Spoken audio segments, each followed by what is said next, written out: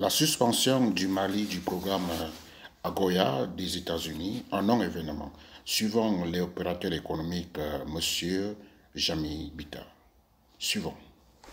Mes chers compatriotes, je viens juste d'être appelé par l'agence Reuters qui a bien voulu avoir, disons,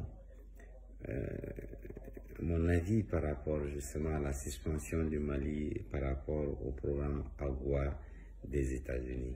Je rappelle que le programme AGOA des États-Unis est un programme qui a été initié par les États-Unis d'Amérique dans le but de faciliter les exportations de nos produits locaux vers les États-Unis.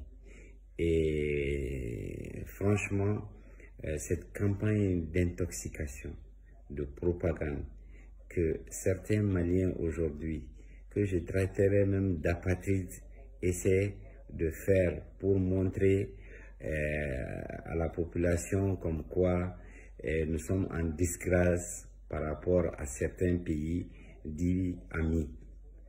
Et moi, je raisonne en tant que simple citoyen, en tant que opérateur économique, en termes de chiffres, qu'ils nous disent exactement qu'est-ce que le Mali a gagné de ce programme. Et pendant toutes ces années, c'est un programme pour moi qui n'était même pas adapté parce que nous n'avons pratiquement rien à exporter sur les États-Unis. Et aujourd'hui, faire comme si notre économie allait en pâtir de façon magistrale, de façon gravissime, nous disons que franchement, l'heure n'est pas à cela aujourd'hui, que ces campagnes de propagande et d'intox vis-à-vis des autorités actuelles, que les gens arrêtent, que les Maliens se disent que plus que jamais nous devons être unis pour pouvoir redresser ce pays. La refondation du Mali est en marche et nous sommes en train de vivre cette rectification de la transition. Vivement peut-être la 4e République qui va nous amener en tout cas à des élections plus crédibles et dire qu'il n'y a pas aujourd'hui de liberté au Mali et qu'il n'y a pas de démocratie, mais le peuple a décidé ainsi.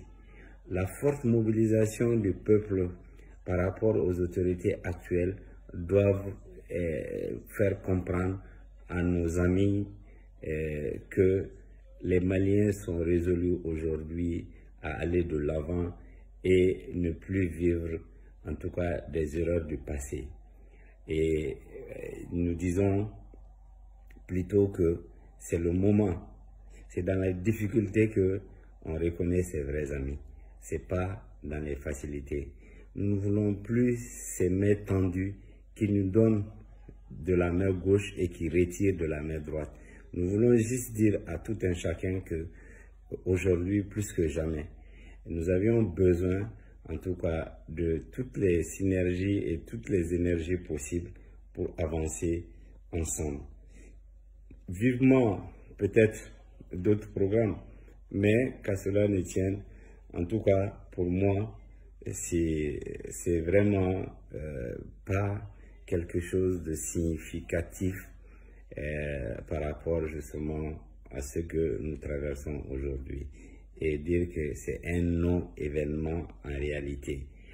Vivement, nous encourageons les autorités actuelles et à persévérer encore davantage dans le redressement, en tout cas, de ce que nous appelons aujourd'hui la route vers le Marie-Croix. Nous sommes ensemble et nous allons continuer debout. Nous allons nous battre. Nous allons être de ceux-là qui seront à l'avant-garde, en tout cas, de ce combat que nous avions déclenché ensemble. Le peuple malien, debout sur le rempart. Merci de votre bonne compréhension. Mesdames et messieurs, merci de suivre Épervier universel pour une Afrique unie, forte et prospère.